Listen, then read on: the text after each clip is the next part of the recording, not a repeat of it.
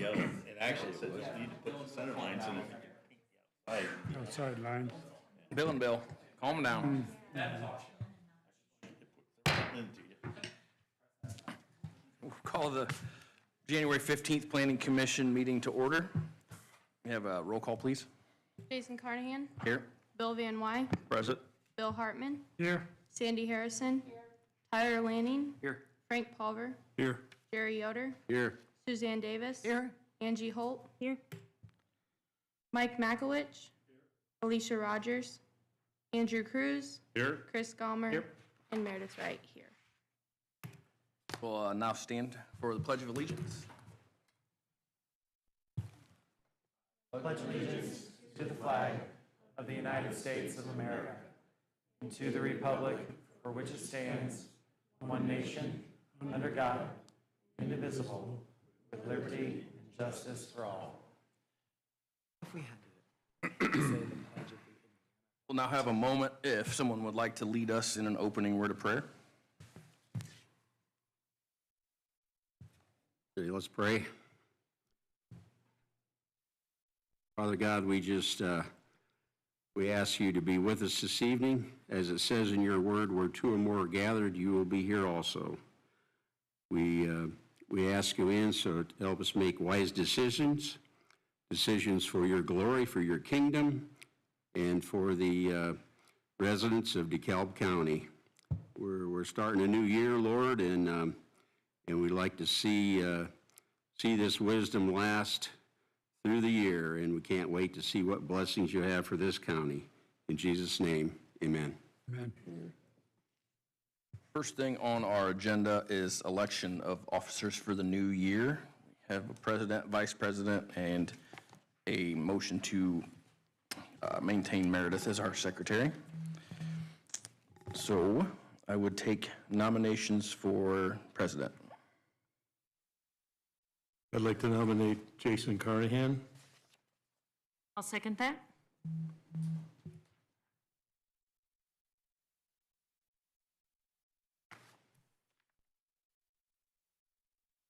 Second that. I guess. Nobody else is saying anything, so. Okay, I guess I'm the only nominee, so all those in favor of me continuing to be president, say aye. Aye. Aye. All opposed, same. Okay. Now we need a nomination for vice president. I'll nominate Bill Van Wy. You're supposed to nominate yourself. Second? You're making the second, Jason? Yeah.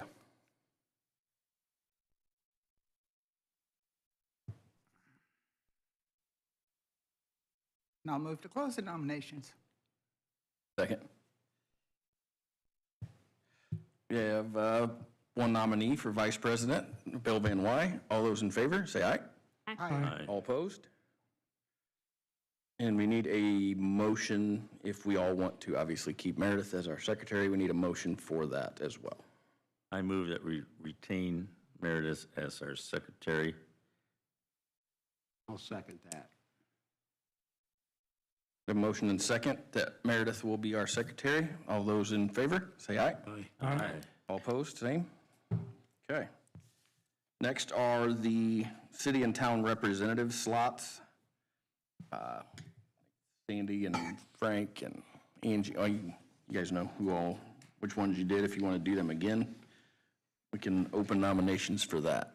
Or I guess we start with Auburn. Auburn's currently Suzanne. Suzanne, you still want to do it? Yes. Anybody want to fight her for it? Let's just go through and name them first, and then we'll just do a unanimous consent. That way we're For the not- whole Yeah, list, that's fine, that'd unless be somebody wants to easier. change it. So Ashley was Bill Van Wy. Bill. Yeah, that's fine. They don't have any meetings anyway. Butler, Sandy. You were Butler. Yes. And then what, Frank and Bill were Garrett? Frank or Bill were Garrett? Keep that the same? They don't have the meeting, you got on here the fourth Tuesday? Wait, I know they haven't met for, Well, they met last month, but I found oh, out you the never next got day. information. Not the next day. I'll let her know again. Usually, if they meet, it's the second Tuesday of the month. Yeah. I contacted Vivian and it's the It is the 4th. I fourth Tuesday. emailed her, yes. And it's Okay, still, then they yeah. changed it. And what used to be the second Tuesday. Okay. They must have changed it then. Yeah. Whatever. We're changing ours too. You just don't know it yet. I'm just kidding. Sandy, were you Hamilton also? Yes, and they've changed theirs from the 4th to the 2nd. From the 4th Monday to the 2nd Monday? Yeah, they just changed that last week. And that starts in February. Still at 7 PM? Yes. And then Angie was Waterloo? Yeah, I'll retain that. Okay. I will. So unless somebody has a change, I would entertain a motion to retain the same slate of representatives as 2024. Moved. Second. Okay, we have a motion and a second to keep the same representatives for all the towns and cities. All those in favor, say aye. Aye. All opposed? Okay, easy enough. And the BZA seat also needs reappointed. That's currently me. I would be happy to continue doing that unless somebody wants to push me out of it, so. I moved it, we retain Jason Carnahan as our BZA representative off the Plan Commission. Second.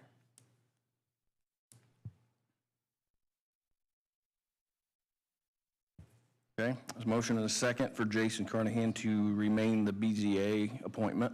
All those in favor, say aye. Aye. Aye. All opposed? Okay. Angie is currently my alternate. I'm going to keep it the same. Angie, I can unless someone else would like to. is there any nominations other than Angie? Okay, all those in favor of Angie being the alternate, say aye. Aye. All opposed, same. Next is the Plat Committee. We need between 3 and 5. Currently, it's Alicia, Sandy, Suzanne, Jerry, and myself. I'm good with staying on it. Good with Stay keeping? on it. I'm good not being on it. Jerry can't get off because he reads our agricultural covenant. Yeah, we got to have Jerry read the covenant, Have him on it. and I'm fine to stay on it. So, Alicia's not here, so. But she's the president. Yeah. And she was the president. We already elected president. Yeah, she's the president, that's right. So I move that we keep our present members on the Plat Commission. Second. We have a motion and a second to keep the same 5 members on the Plat Committee. All those in favor, say aye. Aye. Aye. All opposed, same. Okay. Now on to minutes from the November meeting. In your packet. If there's any additions or corrections or a motion? Motion to approve. I just was sent a note to Meredith to make me a Mrs. instead of a Mr. I saw that as well. Mr. Holt. Minor item. Like, I don't remember him being here. Mr. Holt wasn't here, I don't think. Your husband was not at. No. You want to second that with that minor change? I'll second that with the minor change here. You have a motion and a second to approve November meeting minutes. All those in favor say aye. Aye. All opposed, same. Minutes are approved. November, December claims were also in the packet. Same thing, motion to approve, or unless there's additions, corrections, or questions. I'll make a motion to approve the claims. I will second. Okay, we have a motion and second to approve the claims for November and December. All those in favor, say aye. Aye. All opposed? Claims are approved. Chris, no old business? One petition for new business. Chris?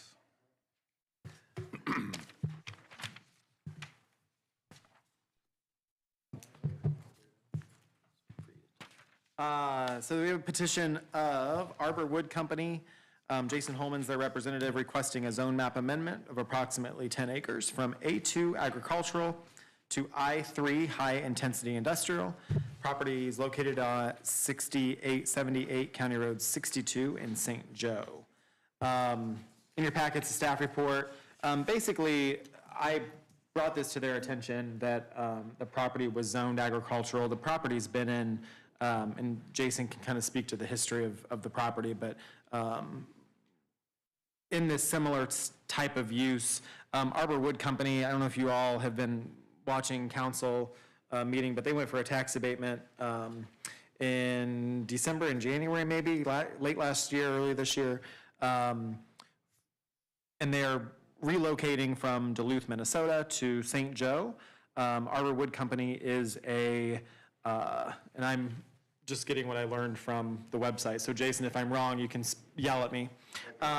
But it's a kind of a cool process. They take already cut lumber and basically dehydrate it, is all I'm going to use, for people to use on their houses. So it's a type of siding. But on the tax abatement form for council, one of the questions is, do they comply with the zoning? This has been this similar style of use, so it's considered a legal non-conforming. The zoning did not change back in 2009 when our UDO was created. This used to kind of all be part of the same parcel. So I asked if they would come before the Plan Commission, request a rezone to bring the property into compliance. There's I-3 to the northeast and then to the west as well. So I'll go through a little bit of that and what that means, but that's kind of the broad history and context of what the use is. Again, it's considered a legal non-conforming use. And basically what that means too is a legal non-conforming. They can expand the current use of the property, but if they want to change anything substantial, they wouldn't be able to. It's just kind of part of how a legal non-conforming works. You want to bring it into compliance with your UDO. Page 2 of the staff report shows the location. St. Joe, you can see, is the red outline.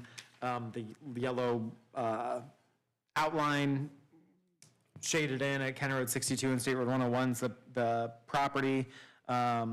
New Core is what is to the west there. Page 3 just shows a more zoomed in map showing the location with an aerial. Page 4 is the existing zoning. Again, it is zoned the A2 agricultural with an I3, the high intensity industrial, to the northeast, and then to the west where New Core is. The property that's northeast there is just vacant farmland. There is no business there. Page 5 shows a future land use map. It's mixed agricultural, rural, residential. We will go through this future land use map when we go through the comprehensive plan, so we'll get all that updated at that point in time. Future land use map, as you guys know from doing these before, doesn't have to necessarily be compatible with the zoning districts that are located within it. But so we never change the future land use map. We would just do the update when the comprehensive plan gets rewritten.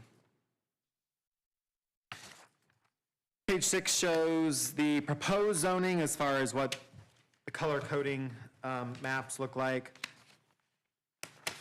And then page 7, in there we like to add in, sorry, I put real estate there, it's not correct. What the differences between the A2, the existing zoning district, and the proposed zoning district are. Obviously in the A2 district, as you all know, is agricultural and single-family homes. In the I3, which I'll fix that part there, is all correct as far as what's in the I3, but it's more intense zoning and allows for the manufacturing, heavy or light, which is what this would fall under. So if anyone has any questions for me, I'd be glad to take them. Again, it's just kind of a cleanup of the zoning that's been there for many years, at no fault of their own, really no fault of the Plan Commission either, just something that needs to get cleaned up. Well, there's been a business there all the time. Right, right. The Holmans, had their Eco Vantage. Jason, you want to come to the mic and answer some of those questions and to give just a quick brief history over what the property's been used for. State your name and address too first if you can. Make sure that blue light's on, Jason. Sorry, Jason. All right. Yeah, so Eco Vantage was started back in 2008. And, I mean, we'd operated it there since then, and we just recently sold in 2023, December 28th, to Arborwood. I was the only one that stayed on when we sold, and I went over with a new company. So everybody else left the company, once we sold. So, when we started it, it was kind of an agricultural thing. It was lumber, and I think that's kind of how it fell into it. We had a welding shop there, so I'm not sure. I wasn't really necessarily involved in that, so I'm not sure what the whole zoning thing was going on as far as when we started Eco Vantage. But yeah, I think it was just kind of one thing led to another, and I don't know why it necessarily wasn't where it's supposed to be. But yeah, once we sold it, I don't know, that must have got missed at closing too. So I apologize. But what we do, just a quick synopsis is we cook wood to a high temperature, and it collapses the cells in the wood, makes it water resistant, and makes it rot resistant in the meantime. And it also cooks the food source out of the wood. So we're able to use like hardwoods for siding, for flooring, for decking. It makes it dimensionally stable. A lot of our wood goes out west. It's more fire resistant. So a lot of it's used in California, because they have strict fire rules and stuff like that. So it is all done with no chemicals. So it's a green product. But yeah, we've been doing it for quite a while. And Chris even mentioned, he goes, I probably didn't know about it because nobody's ever complained about you guys. So we run a fairly quiet business. I mean, we try to. But yeah, I mean, we've been doing it for quite a while. But we are looking at putting another kiln in. It's kind of a small expansion, but it'll definitely help our growth a little bit. So that's kind of what led us to all this. And if you have any more questions, please. I'm just curious, what temperature do you cook that wood at? So we take it up to about 212 degrees Celsius, which is around 420 degrees Fahrenheit, for about 3 hours. So there's probably like a 6-hour ramp up time, and then about 6-hour ramp down time in that kind of higher heat range. And it's probably about 40 to 50 hours in like a drying phase, and then like 10 hours in a conditioning phase, trying to get moisture back in the wood. So it's about 3.5 days to 4 days for each semi-load of wood that we push through. Is there any, what's the word I want to use? Like steam and stuff. Is there any chemicals left? Anything when you do this? No, not really any chemicals. I mean, the only thing that gets cooked out would be like the saps and resins. Yeah. And we have like trays in the kilns that most of that gets caught, and it actually kind of crystallizes. And then we do have like a water from the water spray to cool it down, and that's got a catch basin that anything could settle out. There's like 2 settling tanks, but yeah, for the most part, it's just heat and steam. So you don't have much of a byproduct you have to get rid of. No, and actually the new kiln that we're looking at getting, any of the smoke. Some of our older kilns have smoke that comes out. You know, it's kind of like a chimney fire, more or less, but just a bigger one. But the newer kilns are actually reburn all of that, so there won't be any smell. Like if you're out and around that area, you'd probably notice maybe a smoke smell every once in a while, every 3 to 4 days. Jerry knows. But these new kilns you won't even have that. And we're actually going to retrofit our old kilns once our new kiln's in with the same technology, just so there won't be any smoke smell. I mean, most people like it, but at the same time, it can be irritating at times. It's just a different smell is all. Yeah, It's yeah, different. You can tell, yeah, I could tell exactly when the wind comes out of the northwest, when you guys fire that thing up. 'Cause Yeah. It's a different smell, yeah. For sure. So did they purchase the 10 acres from you, or are you just leasing? Yeah, so they purchased the building and the ground from EcoVantage. So, yep, so they own it. And then the reason the extra ground then is for expansion then around behind and? Let me look and see that. That's just all part of the property. That's the way it was drawn up, when EcoVantage had it drawn up. Okay. The original point, but So yeah. that's just the existing This survey. is all woods. I Yeah. mean, we could expand back here, but I don't know if we ever would. The new expansion is just gonna go on the end of this building. Oh, It's okay. actually a fairly small Yeah. expansion. Okay. How many people do you have? Right now we have 13 guys. And we plan on, with the new kiln and stuff, probably adding somewhere around 6 to 8. And most of our guys actually come from Inspiration Ministries, and they've been excellent guys, work really well for us. So yeah, I think it's been a good fit for us and a good fit for them. So.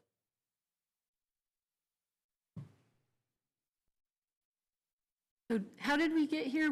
Did their original business qualify under the A2 in So a, it would have been, back in 2008, it would have been some sort of agricultural district under our old master plan, which I don't know what that would have been back in the day. So I'm assuming they classified it as an agricultural use because they were bringing wood in. I'm not sure exactly what you were doing with Eco So the Advantage. original buildings were like, you know, we had welding there and farm, tractors, you know, that was what we originally used it for. And then, you know, when we brought the EcoVantage started, it was lumber driven, and that fell under some agricultural things because we were farmers at the time. It wasn't as heavy in manufacturing as it is now. Okay. So when we first started out, it was more, you know, timbers and just stuff like that. Now it's more manufacturing, siding and decking and stuff that we weren't necessarily pushing out right at first as much, so. So that's probably how it, I'm it's like assuming it. almost like a home-based enterprise at some point? Ish, yeah, Ish. yeah. And evolved over the And I'm years. assuming it evolved over time and then became bigger than what, and I'm assuming it never just got caught until I was watching council and I was like, this doesn't meet our UDO standards. And is there, what's driving the I3? Is it really, is that necessary for this? Or it almost seems like we're sort of jumping those other So the reason, qualifications? partly because and I can open up UDO here.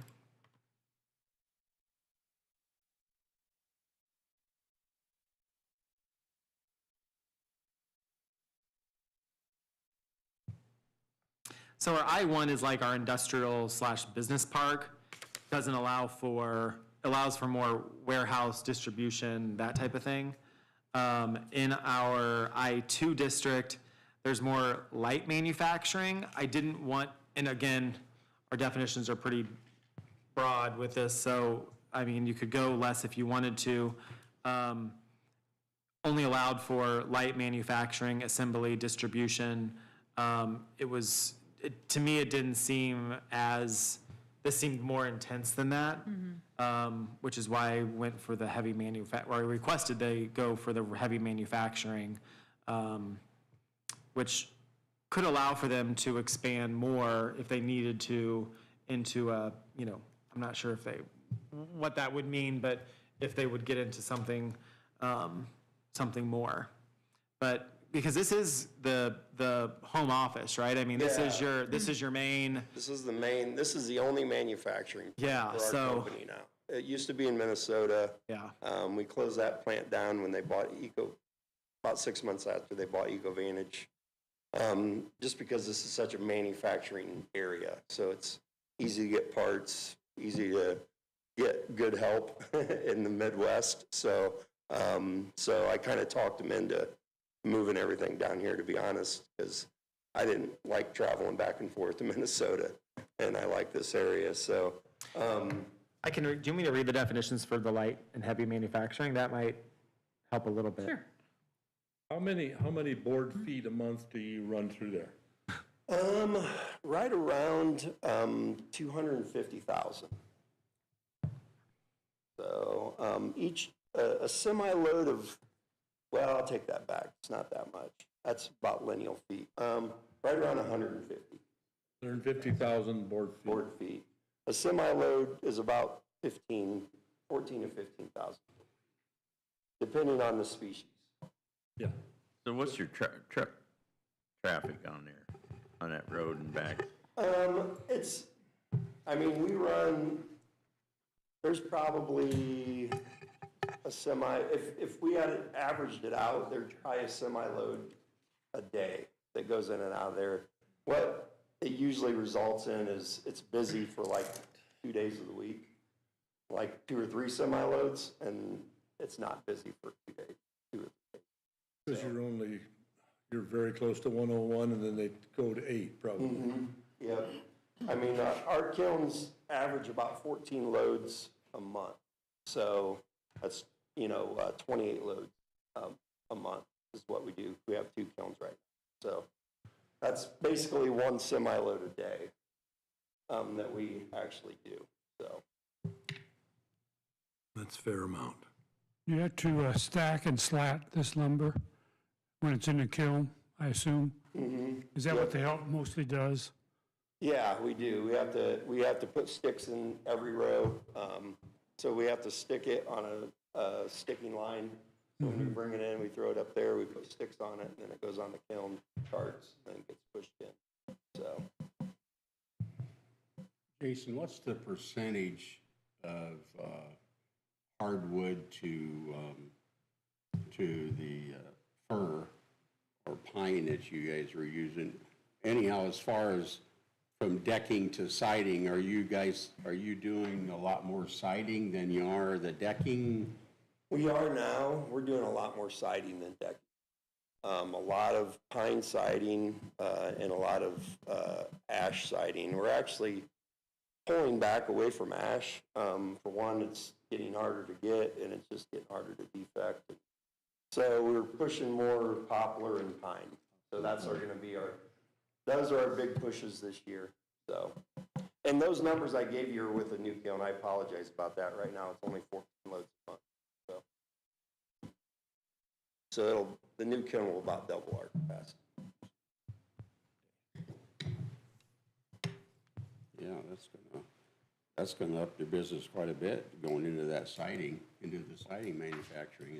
Sounds like it. Yeah, we've got a lot of it goes out east or out west, but we got some big distributors. Is that a tongue and groove shiplap or a? Mostly tongue and groove. It's got like a little expansion bead on it too, but yeah, mostly tongue and groove and some shiplap. Like a narrow line, has like a narrow line. Yep.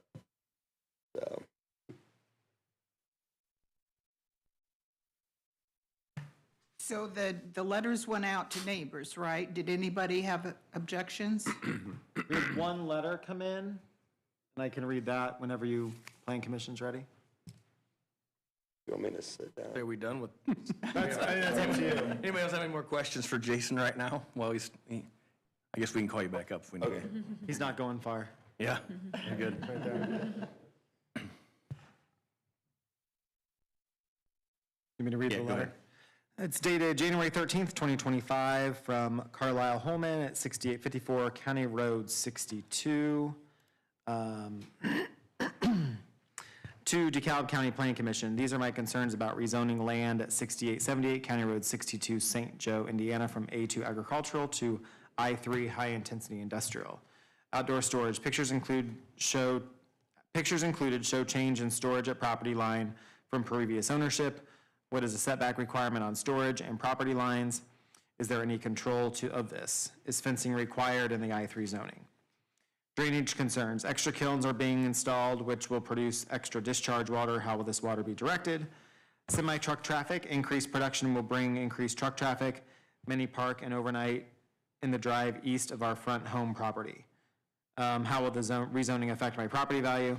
Thank you for attention to this matter, Carlisle Holman. I can start here and work that letter with the photos down the line if you want to take a look. That address again, 6854 next door. That's it. That's the home immediately next door? I didn't know if that was actually on the business property or. next, yeah. Okay. It's actually a separate property. In that, or you say that property north of that 6854, that's just an open field right there.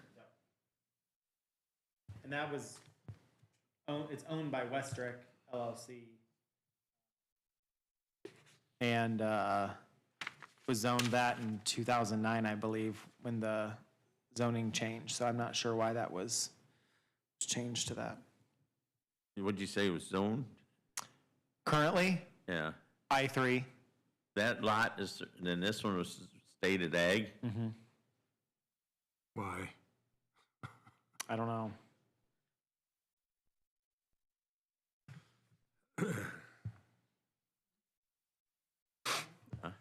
Yeah. That's kind of strange. Is Chris, which lot was I3? that you're doing? It's northeast of here. West is Nucor, Right. but northeast of there is I3. Yeah, I see it now. Thank you.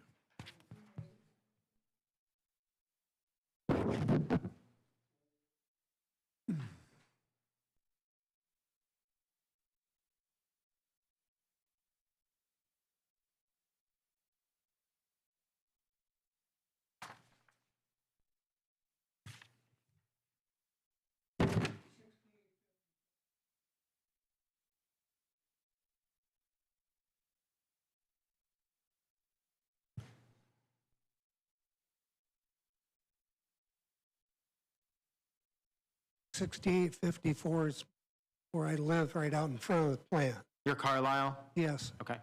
and that's over to the northwest side. And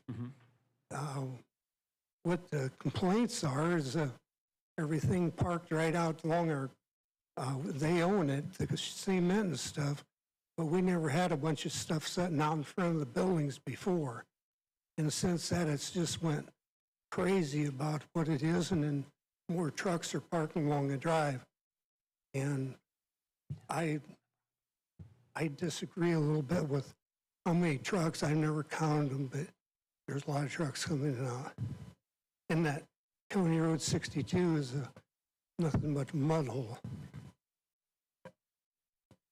So are you speaking for it or against it? Against it. 62. Okay. Just wondered. What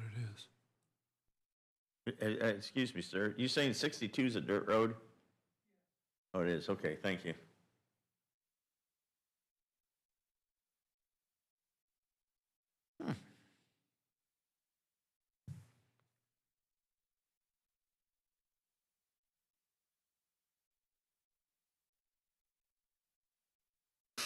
Anybody else have any questions for Jason? Just say, are these trucks sitting overnight or is this sitting during the day? Can anybody answer me? Sometimes the trucks will pull in and sit in the driveway overnight. They've asked us before, and we let them sit in there versus sitting at a truck stop.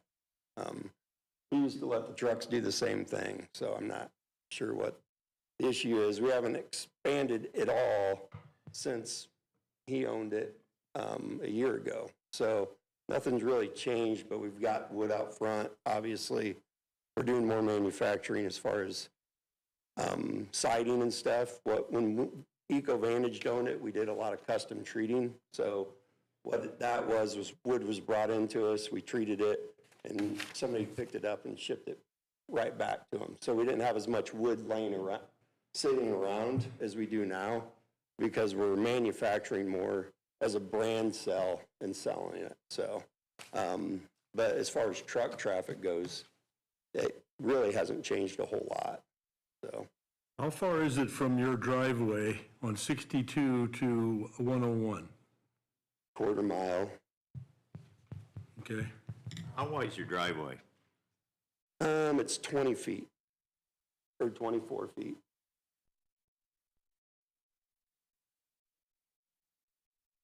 So, I mean, what we normally do is, if we have a truck that's there overnight, they just stay on one side of the driveway, so. Is there a possibility that you could put up like evergreen trees or something else that would screen it so it doesn't reduce its property value when it's ready to sell it? It's, you know, maybe a little more attractive. Yeah, I mean, we would be open to try and do something. I mean, the property line is basically the concrete driveway, so we'd have to do that on his property. So, I mean, that would be something.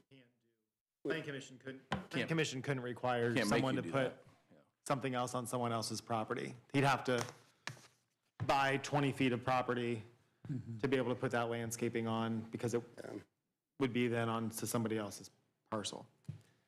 Thank you. I know that our company's interested in buying their property at some point, but right now we're trying to grow. And Jason, my question is, looks like the driveway from Mr. Holman's property to this connects. it does. He has a driveway that connects to the our existing concrete driveway So that they use. there's some sort of Yeah. Yeah. connection there, so Yeah, I mean, I guess. he was one of the owners, so, he used it to drive back to the plant and stuff all the time. He was one of the owners of EcoVantage. EcoVantage, yep. So he's just against this particular project. Yeah, or maybe just not familiar with the zoning. Okay. Or, yeah. A lot of these I was unaware of. Yeah. As far as. Well, you don't store much stuff outside, do you? We do store quite a bit of wood outside right now. We're trying to get through our warehouse. We're looking at putting like a hoop building up to store out back more, but there is wood that sits outside also. Okay. It's covered, but it's looks like bunks of wood. So. The I-3 allows for what is called open uses and outdoor storage. That's the difference between I and I2, right? No. No.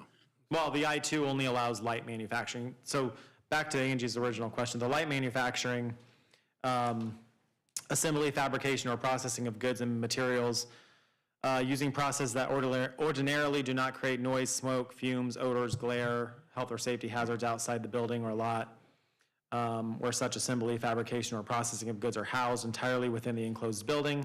Light manufacturing generally includes processing and fabrication of finished products, predominantly from previously prepared materials. Light manufacturing shall not include any uses that is otherwise listed specifically in the zoning district as permitted use or special exception. And then heavy manufacturing is the assembly, fabrication, or processing of goods and materials using processes that ordinarily have greater than minimal impacts on the environment or that otherwise do not constitute light manufacturing, and which may include open uses and outdoor storage. Heavy manufacturing generally includes processing and fabrication of products made from extracted or raw materials. Heavy manufacturing shall not include any uses that is otherwise listed specifically in any zoning district as permitted use or special exception. So you can see the difference there as far as what constitutes the heavy versus the light. So anyway. It sort of sounds like some of the major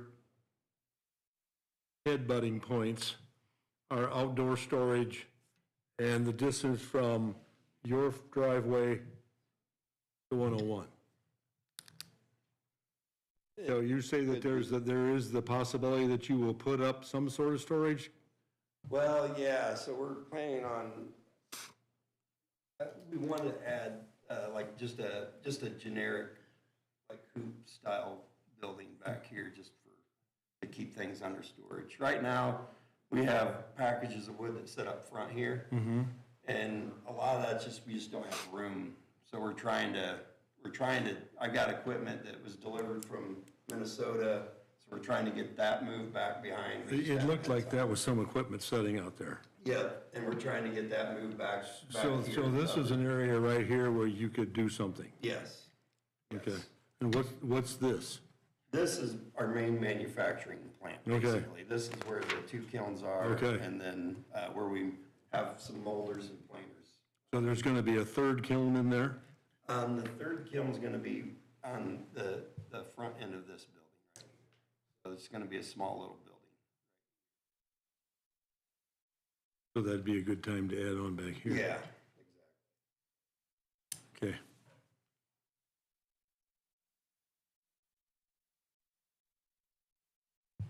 I think one of the concerns that he had said was your discharge water. You had said you spray a little bit of water and have catch basins. How much water are you using?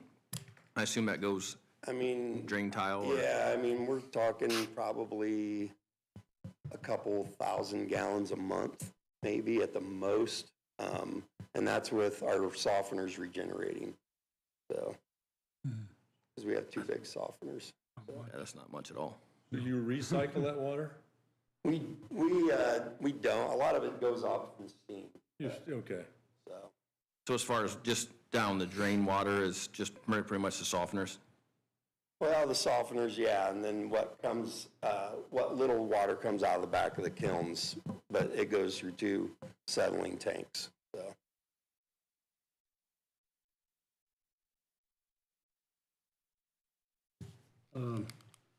Brock, could you come back up to the podium a minute?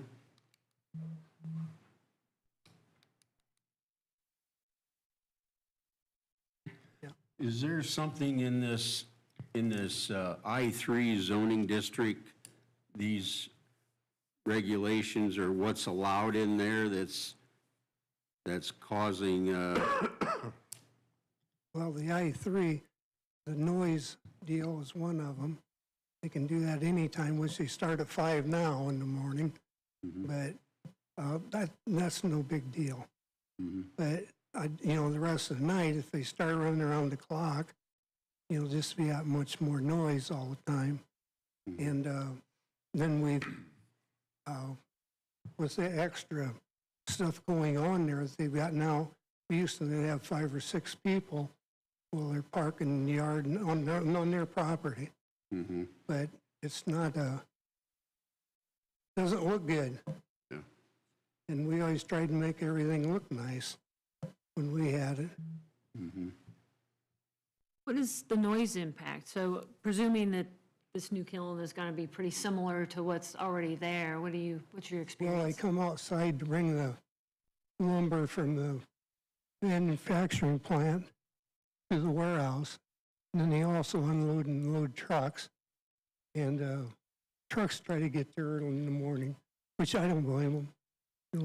They've got their day to do too. But it's just, we're back of our house is right there. Where it's at.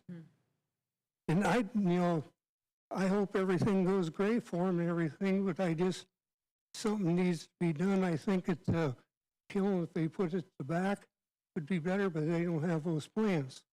But I'm not in it. It's not mine. But I just know what the noise is and how much, trash and stuff from trucks and stuff come out. And, guys throw it off because they untarp their trucks out front and stuff. Which is nice. They got a cement driveway to do it on. But sometimes they drive out in their yard, but I can just level up with a bobcat. But That's no big deal on that. It's grass. But I just don't want it to get worse. Thank you.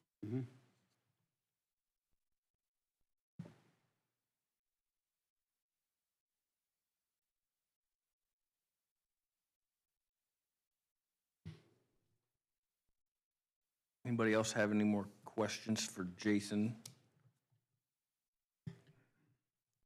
So if we rezone this, Chris, then we can address the issue with screening and things like that at a later date when they want to do a development, when they do want to do some kind of a development there? Will they come in and get a permit when they put this other kiln in, or when they put up a hoop barn, or? They've already applied for the permit for the new building. When there's an expansion of an existing building, we don't require them to go through the development plan process. But there's no buffer requirements required, especially because it's agricultural. So there's even a commercial or high-intensity industrial doesn't require any type of buffering against an agricultural zoning district. If that was residential, it's a different story, but it's agricultural. You could require extra screening now. There's just no room for them to do that where they're located. Well, there would be if Carlisle and the company, if they agreed on a fence or some kind of screening that could be put up. But it'd have to be on, Carlisle's. Yeah. right, but it can't be. The planning commission can't impose a condition on somebody else's Right. property. He's That saying would be a between mutual them, the agreement two of them. between Carlisle. But that would be something between them and not the planning commission. Yeah, we can't. We can't, Right. Right. we can't be part of that. I mean, you could request it, but if you can't impose a condition on someone else's property, so. Right.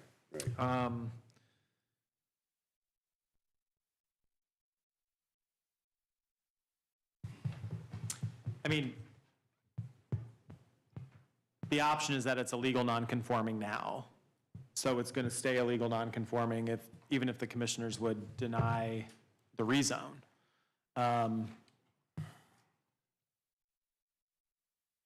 What happens if it's not rezoned?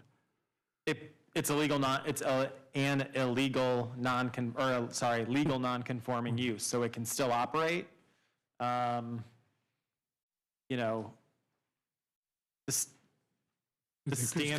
standards remain the same. If they want to do any sort of additions, they're in the agricultural zoning district, so it's 10 feet from property lines versus industrial, I think, is 30 feet from property lines. So there's less separation between the property line and the developments. So Not much changes. This is just kind of a cleanup of it's not a new use. It's cleanup of something that's happened over the years. So you can't, because it's been there, it's considered legal conforming, and technically, well, anyway. So it seems like this should have been zoned maybe I-2 or I-3 when they did the new zoning map in, what was that, 2009 or something? Yeah, maybe. I think what Jason was saying, though, is that it wasn't as intense of a use, and it's kind of grown that over the years. But they're trying to do the right thing now. Correct. There should be some kind of a procedure to clean up legal nonconformings when ownership Which is changes. this. When ownership changes, you would think. But there's no way for us to catch that. Like, that's the problem, is if there's ownership that changes, planning commission doesn't know when property ownership changes. True. So there's no way for us to do that unless people are just going to do it on their own good accord, which. And sometimes companies, when they buy, do due diligence, and sometimes they'll look at the zoning as part of due diligence, but here apparently they didn't, so. Would that come up in like a title search, that it was a non-conforming? I don't know. Legal non-conforming? I don't think it would come as a title search, but like banks and mortgage companies, for example, looked at the houses that we have in different I was gonna settings, say, right? insurance It's a- companies seem to find it. Insurance companies, and So mortgage companies will sometimes find that if it's not in the right zoning, because then if it burnt down, they might not be able to rebuild. Right. And then have a And structure. it depends on what mortgage company you use, what insurance company you use. If they bought this with cash, I'm assuming they were like, well, this use is there.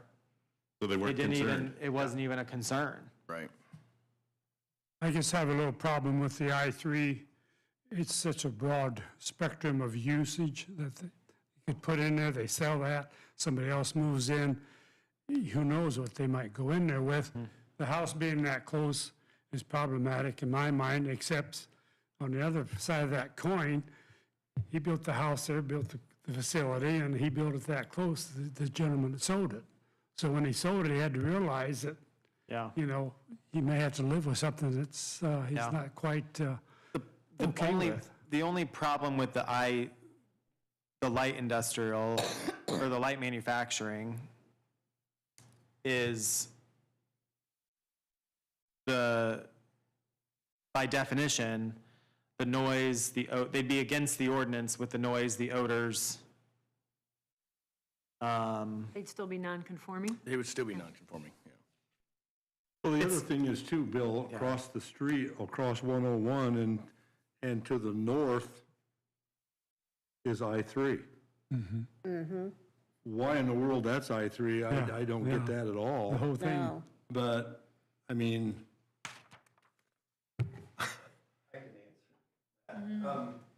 To the north, when we originally started EcoVantage, we considered putting a big building along the railroad tracks. Okay. Railroad tracks run there. sure. You know, it's less than a quarter mile away, so that's probably more noise than, I think, than what we put off, but I guess once you get used to it, it's not bad.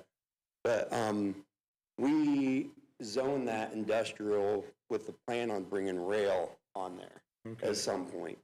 We just never grew how we thought we were gonna grow. We aren't growing that way until now. In the last probably 4 to 5 years, we've really started to grow. People started to learn about our process. This process is actually fairly new to the United States. It was developed in the Norwegian countries in the early 2000s. So, I mean, it's a fairly new process. So, but it sounded good enough that we thought we were going to grow really quickly. And we built it during the worst recession we've had in a long time. So it didn't quite happen that way. So, but now it's starting to come on pretty strong. But the ground on the east side of 101, that's not yours, is it? So on the east side, yeah, so the east side, on the north side of County Road 62, it was one of the previous owners of EcoVantage. So, And that's zoned I-3 as well. Well, that would be more of a concern than, I mean, if you zone this I-3 and they decide there's not enough room here, we're going to move somewhere else, then you can put that under conditions that it goes back to A2. Could do that. We have to know when it sells for it to revert back, but And we couldn't put that condition on it now, you just change, I mean, when you you change. could say if the use changes that it could revert back. I don't know that you can do that on a zoning change. You could don't on a typically do special that. exception or something. No, you don't you could Okay. do that, or you could say that the zoning is good for X amount of years and it got to come back. I mean, I think, like Angie said before, with whatever district you put in there, unless it's I-3, it's going to be a non-conforming. Non-conforming. So you're not really. you're not fixing the problem to start. I think that if there's increased truck traffic, the expansion of a business is good for DeKalb County. I think that part of it is how do you reconcile somebody that has a house literally right next door that at one point in time was part of this business, I assume. Was that your property or your dad's or? It's my uncle's. It's been your uncle's property for a number of years? Yes. So, I mean, I have a real hard time with that I get that it's increased traffic, it's potential trash. If, you know,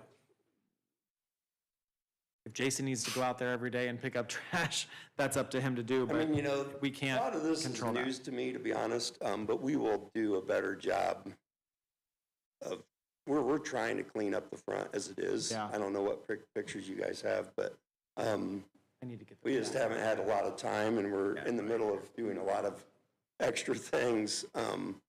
But we're working on that, and, you know, so yeah, I mean, we're going to try to, we want to make it, we want to be friendly to our neighbors.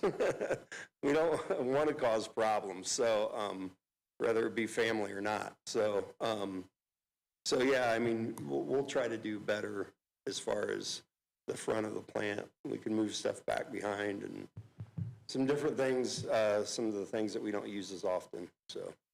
And the equipment's supposed to be moved, we just haven't had time to do it, so. And make a comment, like, we got to remember this is a growing business, a new business in this area. They will take time to take care of some of the things. You know, it's any companies, you don't know where you want everything at until you get to that point. You know, within 6 months, this may be a whole different looking company too. I'd like to add that I think because there's no chemicals involved, I can see it growing a lot, because a lot of people want to get chemicals out of the environment, out of, you know, what they're putting on or in their houses. So it sounds like a really wonderful process to me and a good product, and I can see it growing over time, a lot. Well, I want to add too, over the years, I've used their product for decks and things, and it's a pretty awesome product, and it's gorgeous. Makes a gorgeous deck, and if you keep it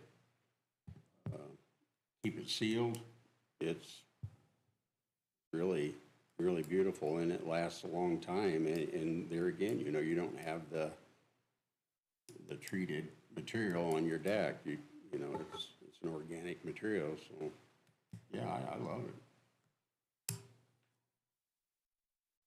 So what can the county do with 62 from the driveway to 101? If that's a dirt road and you've got that many semis coming and going? Not that many. I mean, yeah, I mean, we can do 14 loads a month. So, so that's, you know, at least 14 semis coming and going at a minimum. You know, we have LTL trucks that come, some, you know, like a FedEx and stuff. So, you know, I would say 75 in a month would be a big number, but I'm just trying to give you guys the worst case And scenario. that's no different than me. That's At no the farm, I have a milk truck, milk semi every day, feed semi 2 times a week, That's no 3-4 different times than a week. Irish Acres. and I'm a dirt road too, and, There's a lot of those. yeah. Yeah. I will say that the county, I mean, tries to do a pretty good job. I mean, they try to come up and do that road just because they know the truck traffic. At least the guys that used to be on there, I don't know if they've retired since then, but they used to be really good about trying to grade that road up because it's only 1 mile, County Road 62. It's a, you know, T road at both ends, so. But yeah, I'm not saying it's perfect. You know, it's a dirt road in DeKalb County. We'd all love to have paved roads, but it is, you know, for what it is, it's really, I mean, sometimes it gets whooped out a little bit in the summertime for sure, but I mean, it's a dirt road. That's all I can say. The shoulders Yeah. are always going to be an issue. Yeah, we've never had a truck get stuck on the road. So, I mean, we've had one or two slide-offs in the winter, but other than that, I mean, the county does try to do a good job grading it when they can. Could those 5 a.m.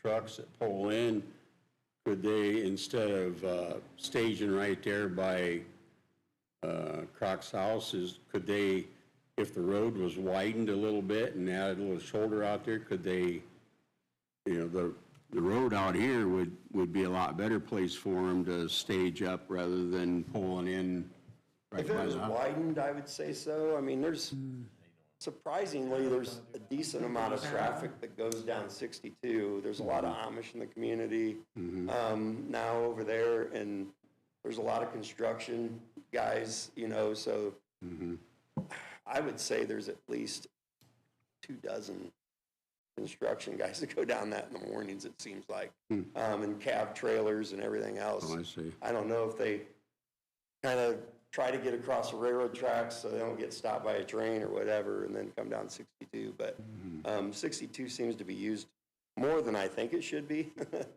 But at the same time, I mean, I would say yes, but it would have to be widened and filled up pretty well, I would think. So.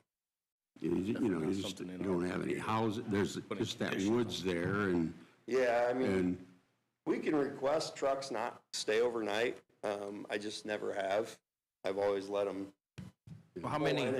A lot of them pull in at 2 a.m. and sleep for a few hours and then come up when we get there around. Some of us get there around 5. Most of my guys start around 6:37.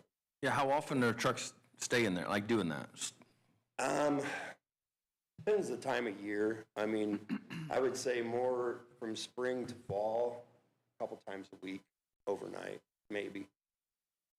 And, they do probably, run their motors or have a little generator motor or whatever, for air conditioning. So, some guys shut their trucks off, but, we can do our best about telling them maybe not to untarp out there. Again, this is all news to me as far as trash and stuff out there. So, but yeah, I mean, all we can do is try to improve those things. I try to be a good neighbor. Our company wants to be good neighbors. So yeah.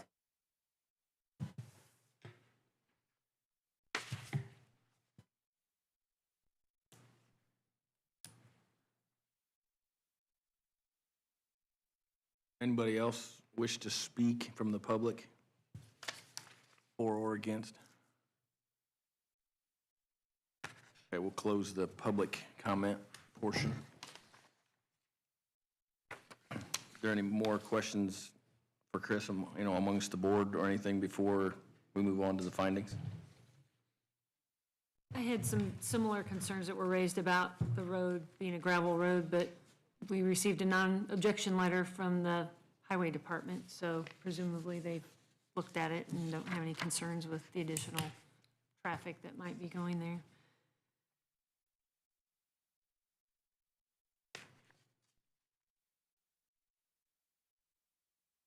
For discussion, we'll move on to the findings.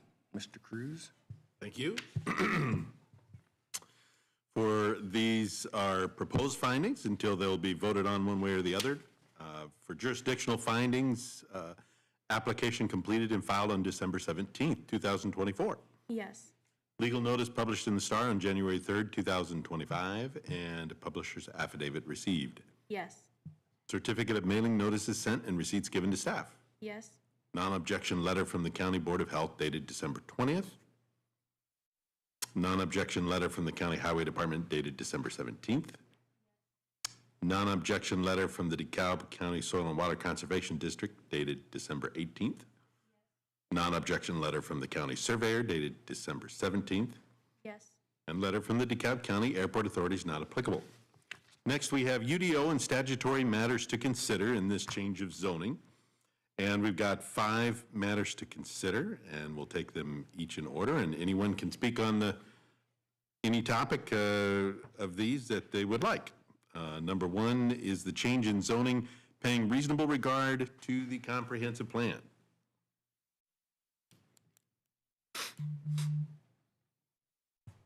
I would say yes. The subject area has a future land use designation of mixed agricultural and rural residential. Proposed zoning district is not necessarily compatible with this future land use designation, but the designation does not limit the zoning districts that can be located within it. Anyone else on that one? is the change in zoning, number 2, paying reasonable regard to the current conditions and character of the current structures and uses in each district.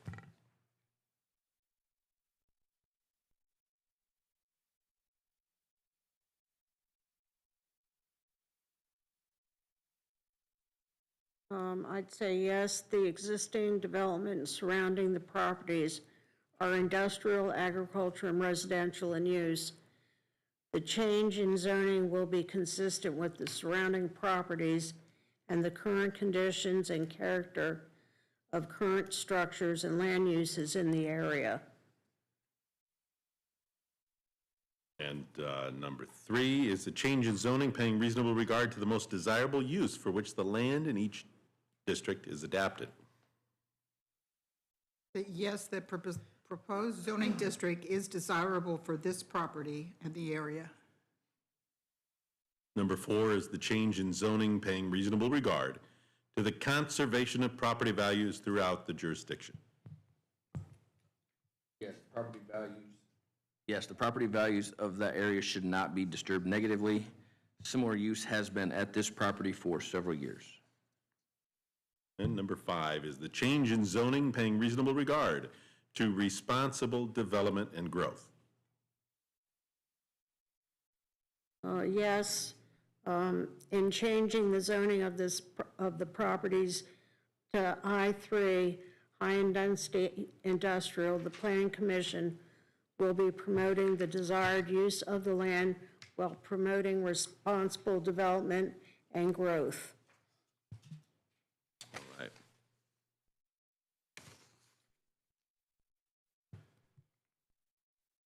Staff is recommending no, you're fine, you're fine. Basically, it's just down to staff is recommending it. And should there be any conditions or commitments that would be made by the Plan Commission and adopted by the county commissioners, they shall be written and recorded in the office of DeKalb County Recorder. Go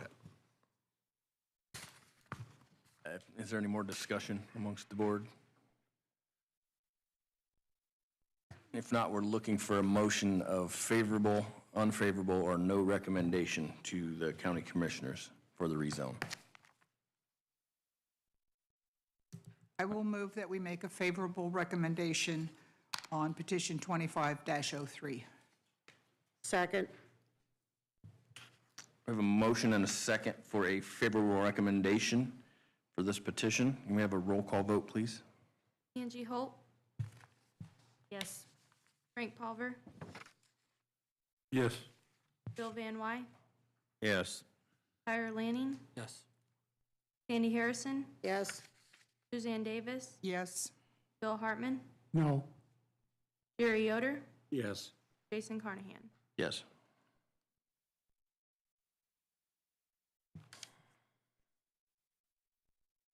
That's it for our new business, Chris? Jason, this will go to commissioners on the 18th at 9 a.m. Okay. I'll send you an email to remind you, but you guys should be there. Okay. Thank you. No need to stick around unless you want to. Yep.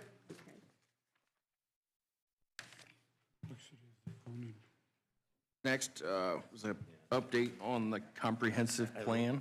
Chris? Yeah, so we had our first steering committee meeting last Thursday, the 9th, which went really well. We were there we had it scheduled for an hour. Sorry, my mic's not on. We had it scheduled for an hour. We were there an hour and a half and probably could have gone for 2.5 hours. I think it just gets people energized to talk about something new and exciting. And we had, on the website, you all can go there and look at we have uploaded, I'm trying to find the website. It's DeKalb2040.com. And then if you go to documents and reports at the top, it's just the presentation that they had for us and then meeting notes of what we discussed at the meeting. More or less, they asked everyone that was there. I think there were probably about 18 of us there Jason had sick cows, dead cows, something, so he couldn't be there. And there were a couple other people that were sick. Not dead, just sick? Okay. So there were some people that weren't able to show up, but there were about 18 of us there. We went through some opportunities and challenges that they felt that DeKalb County faced. We went through the demographics. The committee was a little concerned that the data skewed more towards, because it included the municipalities, that it wasn't just, because this comprehensive plan is just unincorporated DeKalb County. We would like to see information with those, with the municipalities excluded. Just some of the demographics were we felt were a little off. Went through some relevant plans that we're gonna have to look at, and then the survey results that the steering committee took. So you can look at those results and that information on the website. But we're looking at doing focus groups. I just emailed her back today. We're looking at doing focus groups in mid-February, and then a second round of focus groups in early March. So when those get available, is everyone signed up on the website? Did everyone sign up on the website for updates, email updates? I just got an email update, I think, today or Well, but that yesterday. was from Jennifer. Okay. This is, but This is you're different. not, yeah, this is different. So if you've not signed up on the website, go to DeKalb2040.com. Bill, I'm looking at you. I know you want to. Or Meredith can start texting you. Anyway, that's where you're going to be able to find the most up-to-date information. I can try to remember to invite everybody, but if I did, I'd have a list a mile long of people asking for invites. But that's going to be the best way. And the Facebook page, we have 107 followers, big Facebook presence, right? So follow the Facebook page, look at the website for additional information, but not much to update you on yet. Probably come April, May, we'll be getting into the weeds on things, so. That's all I got.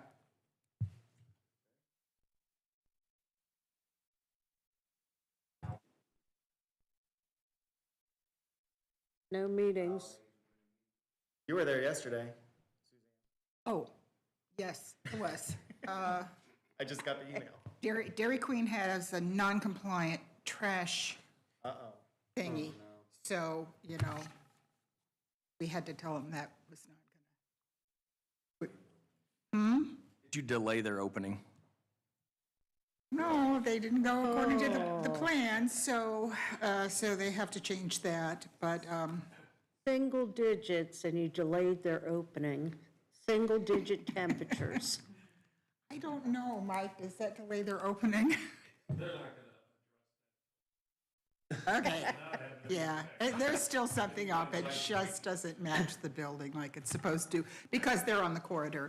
And then Rathburn Leasing came before us and got approval to do, they're gonna expand and make a storage for boats and RVs or something like that, out kind of behind there, which seemed like a really good idea, because it's right next to the railroad track, so what else can you do there, so. Cool.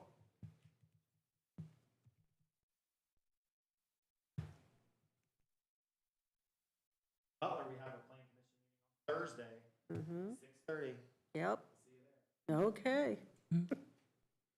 I haven't gotten an email about that yet. You didn't? No. Oh, and I forgot Sonic Burger is going over, going to be next to where Mike's Car Wash is on Shook Drive. So, Right across from the road where they used to be. pretty much, yeah, let's hope it's run better. I heard that was the problem with the Close old it up and one. reopen it in 15 years, right? Let it sit empty for 10 years and then make Yeah. it into a salsa and then be like, oh, we want a new Sonic.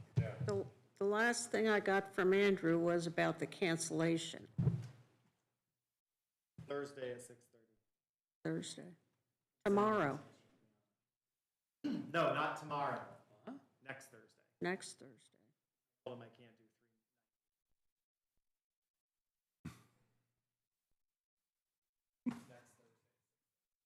Okay.